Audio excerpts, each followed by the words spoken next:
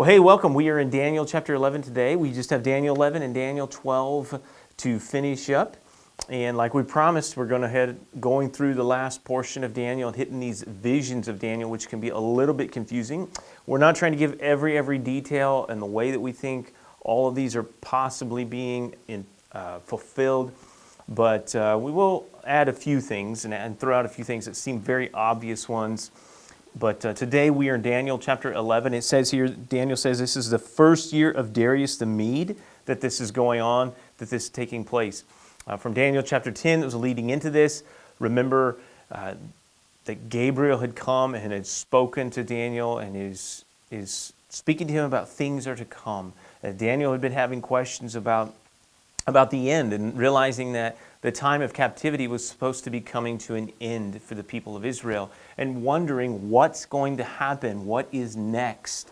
And Daniel is given visions, and he is visited by Gabriel, and they tell him about basically what's going to be happening from here to the end, to the very end. And so we're going to walk through just a little bit of this in Daniel chapter 11. And in this, it talks a lot about these kingdoms, the kingdom of the north, the kingdom of the south, and what exactly do those mean. I think these are actually fairly straightforward for the most part, what these are. One of the things very interesting about Daniel chapter 11, there are people who are critics of the Bible who do not like Daniel chapter 11. They actually believe that it is it's what you would say a prophecy that's after the fact. And so they believe this had to have been written after these events took place because it's so specific and it hits right on with things that are going to happen very, very specifically, that they say, well, this couldn't have been a true prophecy because it couldn't be that accurate. Well, God knows all things, and He is telling Daniel and revealing to Daniel here that He knows the end from the beginning from the end. He knows all of this and laid out for us. And so for God to say and foretell what's going to happen is, that's the only hurdle you got to get past. Is there a God who knows all things? And does that God communicate with man? You get to that point, then you can come to an understanding that, yes, this is possible. And we, of course, believe that Daniel did receive this message. And so here's what's going on. He says that Daniel's received the message. He says that 3 more kings will arise in Persia.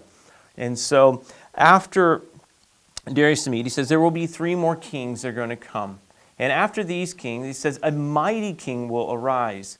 Of these kings, the 4th king, I'm going to back up, these 3 kings that are going to arise, he says, of these kings, one is going to arise, and he's going to be doing battle against Greece, the kingdom of Greece, and he's going to stir it up. But a mighty king from Greece is going to arise, and he is going to have this amazing dominion.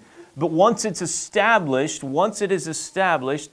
it's going to be broken. His kingdom's going to be broken, and it's going to be passed down, not to his posterity, it says, but it's going to be divided into the 4 winds. Well, this, like I said, at first reading, first time you read Daniel and you go through this is like, what in the world are we talking about here? But if you step back and you look at history, you realize this is amazing how much this fits in with world history. Who is this great king, this mighty king? Well, again, Daniel's already mentioned it in some of his visions in the past. This is Alexander the Great, and it describes him perfectly. He's a mighty king that once he conquers and establishes his kingdom, quickly it's broken.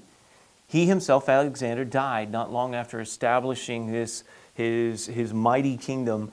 He dies very, very quickly, unexpectedly.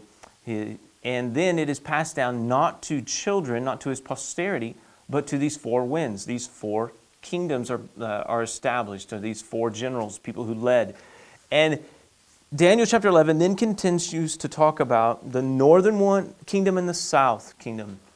And it really starts to emphasize these 2 and the battle that happens between these 2. And when you look up in history, you find out these are 2 generals of Alexander.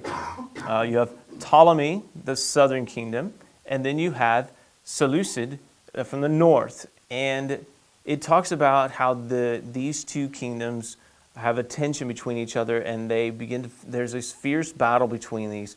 And who is it that's between these kingdoms? And it's Jerusalem, and it's Judea. And so they're ones who are caught in the middle of this often. And it says that at some point in time, and this is where it gets a little bit more, for me, I'm not going to be so bold as to say this is exactly who it is. I do have my thoughts, but I think there's just some, there's a little bit that's maybe not, for me, quite as obvious and clear. Like I said, I do have my thoughts and understanding of this, but the understanding is that there is a time when the people, it says, are going to be seduced to violate the covenant, but yet there are those who remain strong, those who are remaining strong. And even some of these true believers, though, they are going to go through difficult times. True believers, I say, are people who follow God. And so, like many of the people do believe this is indicating a time of Antiochus Epiphanes, and this is this time.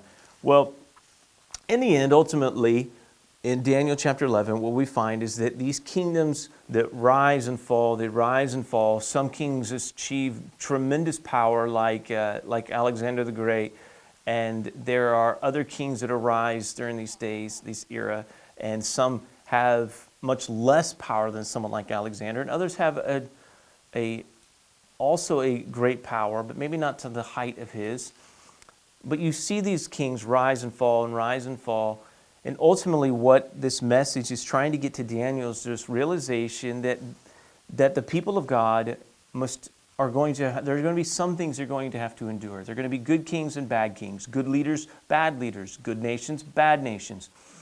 And we as believers, followers of Christ today, take heart from this and can take encouragement from this and realizing that, people from the past who have believed God and followed God have been through many things, but they abided in their trust in God. And we too today must abide in our trust and faith in Jesus Christ, no matter where we find ourselves at and what kind of situation we are in our world. Well, hey, next time is Daniel chapter 12, and we'll wrap up the book of Daniel. See you then.